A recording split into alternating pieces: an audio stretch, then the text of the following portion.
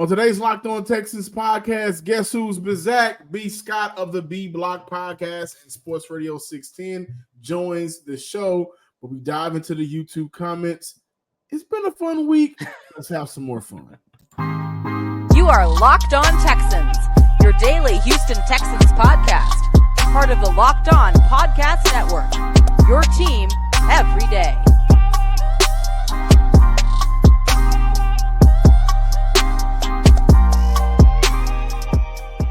Welcome everybody to this Friday episode of the Locked On Texans podcast, a part of the Locked On Podcast Network, your team every day. We made it to the weekend, and if this is your first time watching or listening to the Locked On Texans podcast, please come back. Please subscribe, like, and comment to the Locked On Texans podcast on YouTube and wherever you get your podcast. If you are one of our returning listeners coming back, lending your ear for another Friday, guess what, guys? Thank you. We love you.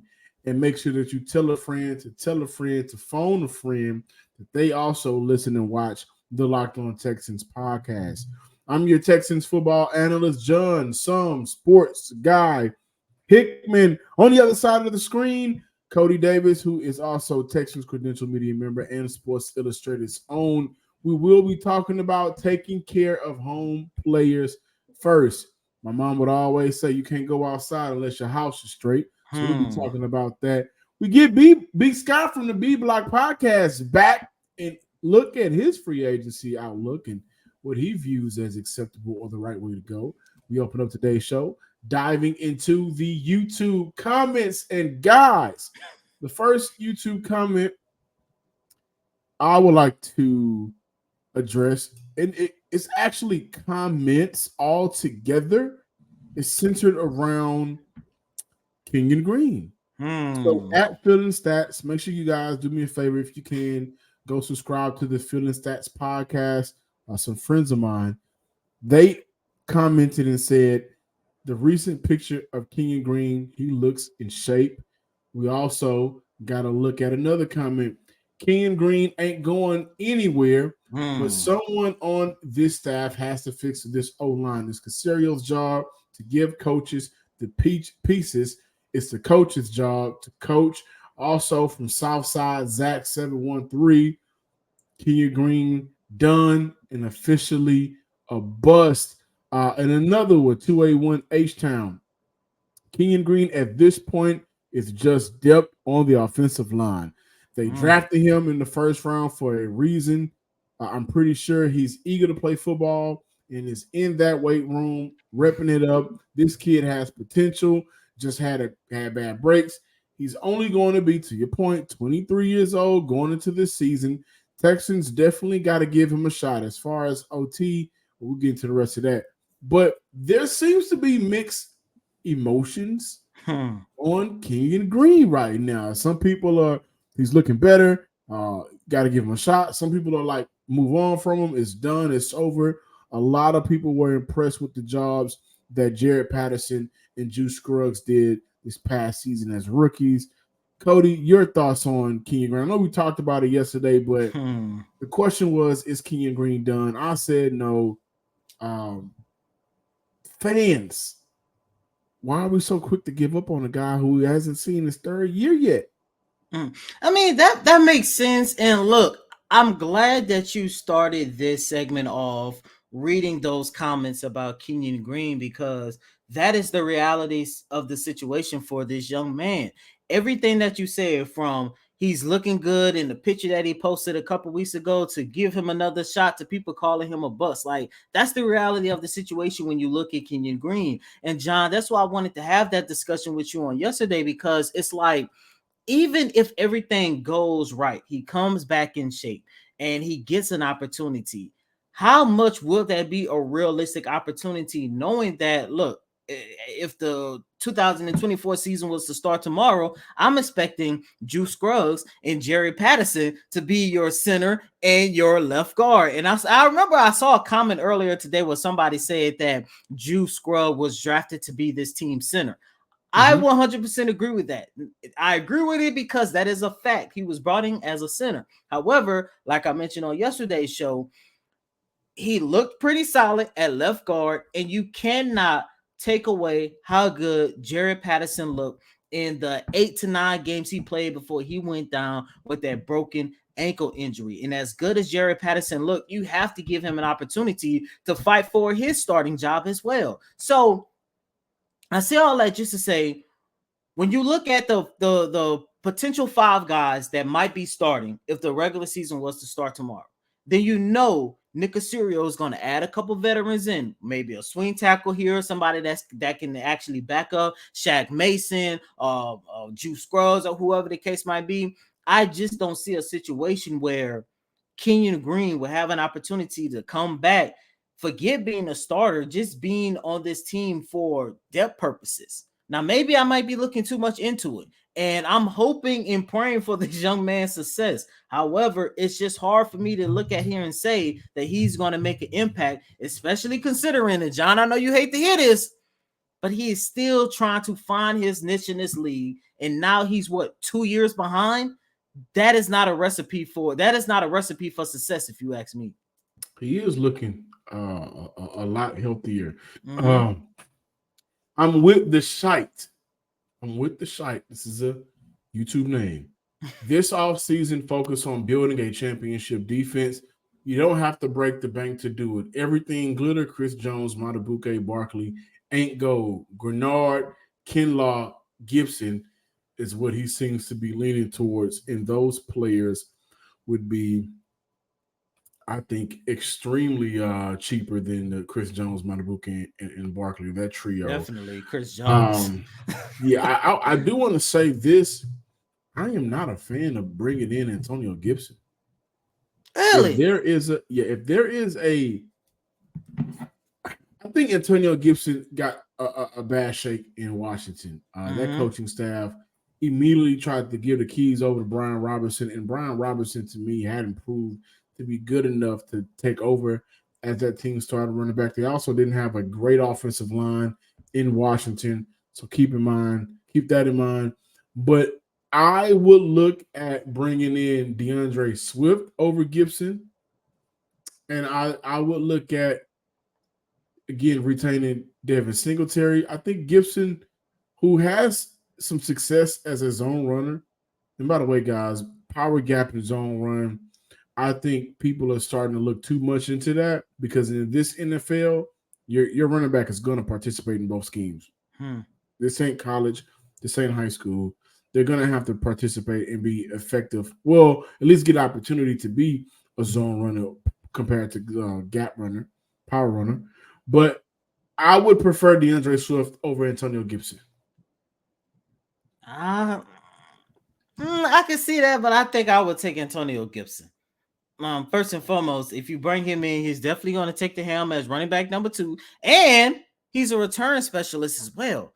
He could play some special teams, and you know that this organization, especially with Frank Ross, is going to whichever players that they bring in, they're going to make sure, especially somebody like Gibson, they're going to make sure that they can also boost their special team unit as well. With a signing like that, I think you get a 2-for-1, a solid RB2, depending on what goes on with the Saquon Barkley and the Devin Singletary and all that other good stuff. But you also get somebody who has been very good in the kick return game for how long he's been in the league now? Since, I don't know, he's a veteran. 5 seasons, and every single one of those 5 seasons, he has been solid in the kick return game, and that's something that the Houston Texans will definitely be trying to look into as well. Last one, Texas boy, 93-43.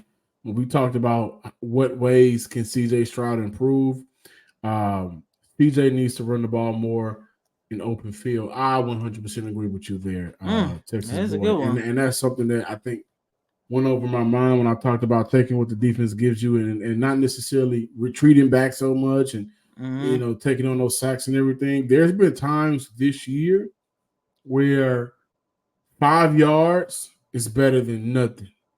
3 yards is better than nothing. And CJ has, I think, sneaky speed.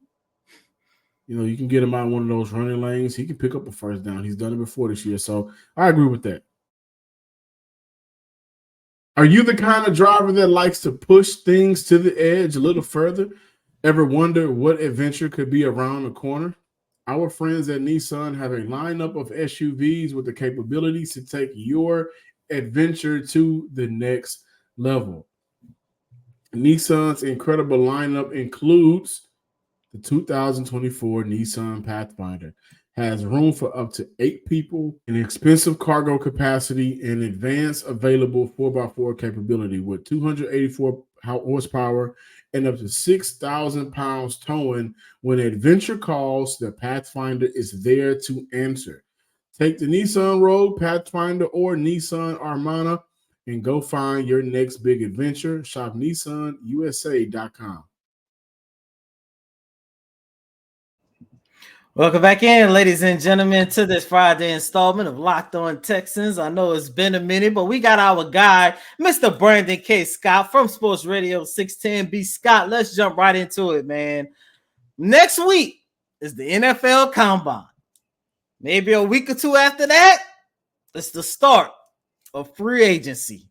And I don't know about you, but for the very first time since I've been covering this team, free agency might be a little bit more important than the draft. So, B. Scott, right off the back, man, what is your overall outlook as of now in free agency before we start diving into combine and the draft talk? Yeah, man, my overall thought about free agency is that they got to come out of here with at least one high dollar item, one big ticket item, and we can debate and discuss, go back and forth on who that player should be, whether that high dollar item is actually a player that was already on the team and it's a matter of bringing that guy back. I think most people feel like it's not that, like it's also whatever it is that you bring back, it's also going outside and bringing somebody else in. One of these high priced free agents that's on the market, one of the ones that you would have never been in a conversation for prior to. But that's my outlook on it, is that you've got to come away with at least one of these type of impact players that changes the outlook of your season just by signing that player, whether that be on the offensive side of the ball, which is where I prefer, or on the defensive side of the ball.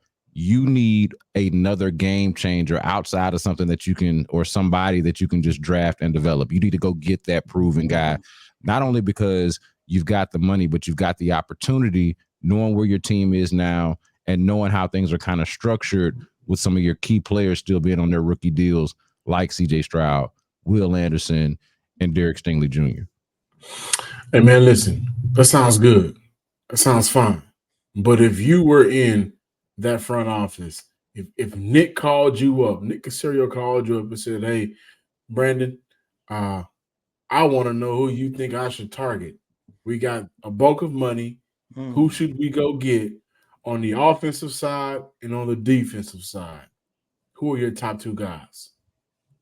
Yeah, so I'll start with the defensive side just because the offensive side is the one that I like to talk about most. So I want to go ahead and get the defensive side out of the way.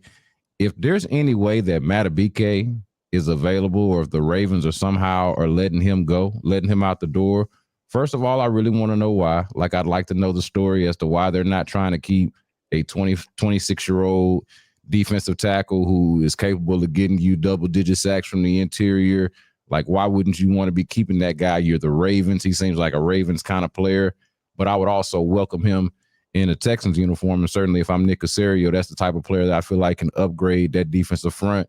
We all know how DeMeco Ryans talks about his defense, everything starting up front. The front means everything, right? Whatever you can generate from the front is the basis of the of the defense. So I would say Justin Matabike. I'm also interested in Christian Wilkins from the Miami Dolphins. I think that would be an interesting look for them. So we know the defensive tackle is a position that they got to address, right? So to me, that's the utmost priority.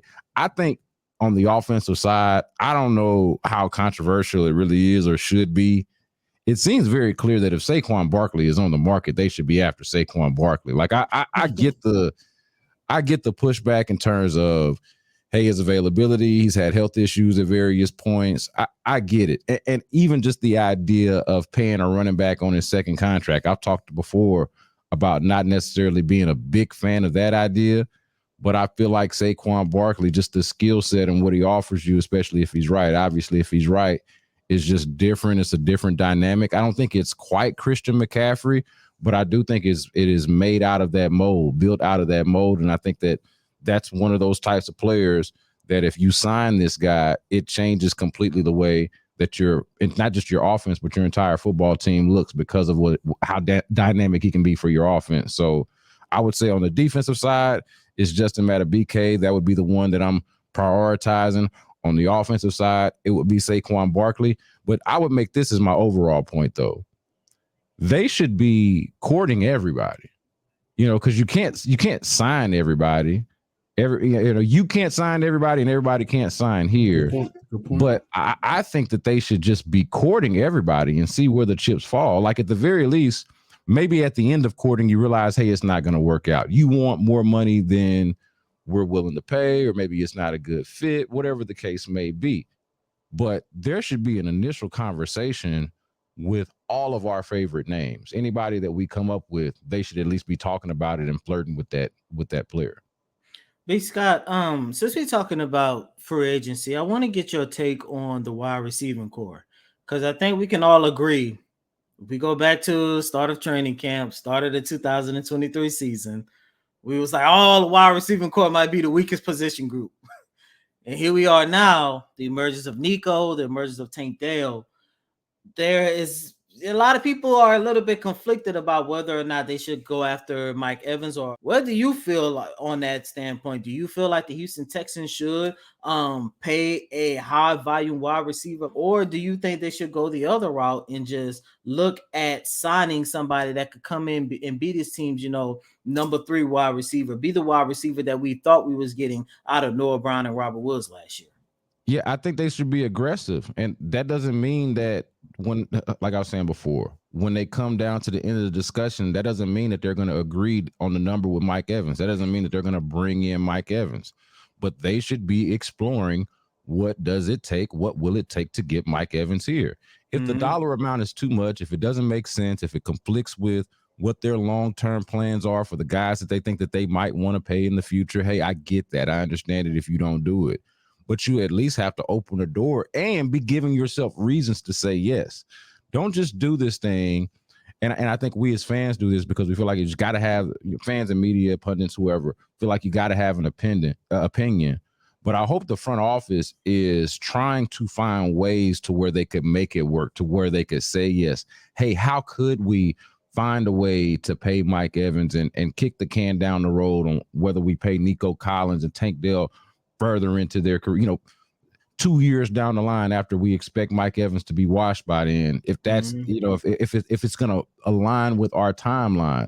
Like, to me, you've got to do the work. It might turn out that you can't do it, and I think that's fine. But should they be in the market? Should they be interested?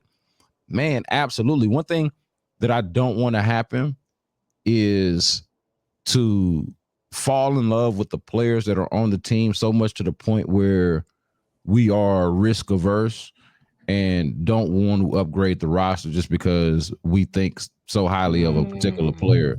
Like I sensed this last year with Dameon Pierce, and I understood it because Dameon had such a good year, and I think we all believed in Dameon Pierce to a degree, to a certain level. Now, how much? I think it did vary, but everybody took what Dameon Pierce did in his rookie season and said, "Hey, man, you got a running back right there." And then it turned out in the second season, under a new scheme, different circumstance here. Offense changed a little bit, and it wasn't quite what we thought it was. Like, and I'm not saying that there's going to be that type of fall off from either Nico Collins or Tank Dell. I'm not saying that at all. I don't think so. But I do think we should be cautious of over romanticizing what a player is to the point where we're not willing to upgrade the position overall. Like, it's fine to say that Nico Collins and Tank Dell were your top 2 receivers on this football team. Why can't it be that one of those 2 guys be your 3rd best receiver on the 2024 football team, and Mike Evans be in that conversation as one of the top 2 guys, right? Like, that's just upgrading your football team. You should be wanting to do that. So yeah, no, I think they should be in that conversation. I don't know exactly what the figures are exactly if it could work, if you could just pay him a bunch of guaranteed money up front and say, hey, let's go win the Super Bowl in the next 2 years, and then that third year is voidable, fourth year avoidable. You kick the can down the road. There are ways to get creative with that type of stuff, but you should absolutely be trying to upgrade this football team. Really quick before we move on, and I'm not going to call this pushback, but just to, I guess, have a rebuttal to that. For 2024, why can't Nico and Tank still be your number one and number two, but Noah Brown, Robert Woods, John Mechie, Xavier Hutchinson are no longer your number three, number four? Because I think that it could be beneficial for Houston to not sink a lot of money into Mike Evans for a couple of years, but still be able to upgrade their wide receiver room by bringing in more talent. I don't think the Houston Texans have ever had a real wide receiver three. For the most part, they've never had a real wide receiver two in the franchise history. I think they have that now, and they can still upgrade this roster by making changes at the bottom compared to bringing in and making changes at the top. Yeah, because I think there's a level of certainty that Mike Evans provides you that a draft pick just cannot, especially one that's picked in the later on in the round. And really, just nobody in the draft can provide you the level of certainty that a trio of Mike Evans, Nico Collins, and Tank Dell can provide you. You're still rolling the dice. And I would also add on top of that, and this is not to both sides it, to wiggle my way out of the question, but I think you can have it both ways. Like, part of the cap space is signing free agents. The other part of the cap space is, hey, we got these rookies that's going to slot under these pretty standard slots anyway. This pool of money that's going to go to our rookies. You can still imagine that. Imagine if one of those guys is your third receiver and then your fourth receiver is somebody that you drafted, and then Mike Evans is not here for the long haul. Like, I think you can stack talent in multiple ways. That's the beauty of the offseason, of this particular offseason to me, is that you do have money at your disposal and you've still got those draft picks. Like I do think you can have it both ways. And you can make the decision, hey, we're not going to prioritize this money on Mike Evans. Maybe the money we were going to give Mike Evans, we're going to give Christian Wilkins. Maybe we're going to give it to Matabike, or maybe we're going to give it to Danielle Hunter. Maybe we're going to really focus in on building up this defense, and we trust what we got over on the offensive side already to just ride with that. Now, the question to me still is, what are you doing at running back? Like, you need weapons one way or the other, whether it's Mike Evans, whether it's Saquon, whether it's Josh Jacobs, whether you like Austin Eckler, whether you like Derrick Henry. Like, I don't like, and we can all disagree on that, but you got to do something. To me, it is not going to be good enough to just say, hey, we're going to replenish this talent in the draft. Nah, man, you got too much money at your disposal and too good of an opportunity in front of you to do that. Yeah, I agree. I don't think it necessarily needs to come by the draft. I think Houston addresses the wide receiver group in the draft, also running back. But I do think there are some very good free agents. I like Curtis Samuel. When you look at who's an upgrade, who can you upgrade from, Robert Woods? I think KJ Osborne and Curtis Samuel are immediately better talents at this point of his career than Robert Woods and Noah Brown. And with the running back situation, you got some guys in the draft. You got some guys in free agency that may not cost that same amount ticket-wise as maybe a Saquon, maybe a Mike Evans, and you can use that money for a Matabike that with your defensive head coach may make some more sense. Before we get up out of here today, we got to talk about taking care of home first. The players that are already in the building, that's going to be fun with Big Scott, so don't go nowhere. But first, this episode is brought to you by our sponsors, BetterHelp. Sometimes we all just need that opportunity to get things off of our chest, big or small. Certain things can really start to get to you. It's important to let that out, especially to someone who's unbiased on your life. So today, I want us to all take a moment and second to really get off what's on our chest, get that off of our chest. We may be even thinking the same thing. I know for me, you guys have heard me say it over and over again. Jaylen Brown. Actually, Jaylen Brown and Jalen Green, I've just been really pissed off with the Jalen's in the NBA, whether it's a dunk contest or the NBA All-Star or just rotations and inconsistencies here in Houston with Jalen Green. But hopefully with the second half of the season, I won't have to get that off of my chest anymore. But therapy can be different for everyone. Most of us have bigger problems than our favorite sports team. It's important to get those things off of our chest every once in a while. If you're thinking of starting therapy, give BetterHelp a try. It's entirely online, designed to be flexible and suitable to your schedule. Visit BetterHelp.com/lockedon to get 10% off your first month. That's BetterHelp, HELP.com to get 10% off your first month. Visit now. Welcome back in, ladies and gentlemen, to this Friday installment of Locked On Texans. Of course, you know the guy, Mr. Brandon K. Scott from Sports Radio 610. Brandon, we have talked a lot about players who are currently on different teams as of this moment. However, the Houston Texans do have 25 players who are set to hit the open market in March. When you take a look at the 25 players who are currently set to hit free agency, are there anybody, and I'm kind of afraid to ask you this question after your statement in the last segment, but is there anybody or a couple players you would like to see the Houston Texans retain for this upcoming season? Yeah, man, it's a few. I'd like to see him be able to retain Blake Cashman. I don't feel great about them being able to do that. I wouldn't mind them actually keeping Jonathan Grenard, paying Jonathan Grenard in some form or fashion. I just feel like he might have outpriced himself of being here. But listen, my whole thing between Jonathan Grenard and Dalton Schultz in particular, okay, those are guys that you can let walk away if you want to. But I need you to explain to me, if you're gonna do it, I need you to explain to me who's gonna replace him. What's your plan? I need to know it. You know, like if you don't want to keep those guys around, all right, I can live with that. But you need a damn good plan for me and how you're going to replace the best tight end production that you've gotten in years. And I wasn't necessarily the biggest Dalton Schultz fan, but I'll be damned if I lie and say he wasn't the best tight end that I've seen in a Texans uniform in years, and miles ahead better of anybody else that they've got at that position or project to have at that position, unless you think that Brock Bowers is going to fall to you in the draft. And I don't really love the idea of drafting him in the first round. So like really, I'd just much rather keep Dalton Schultz at the price that it would take to keep him.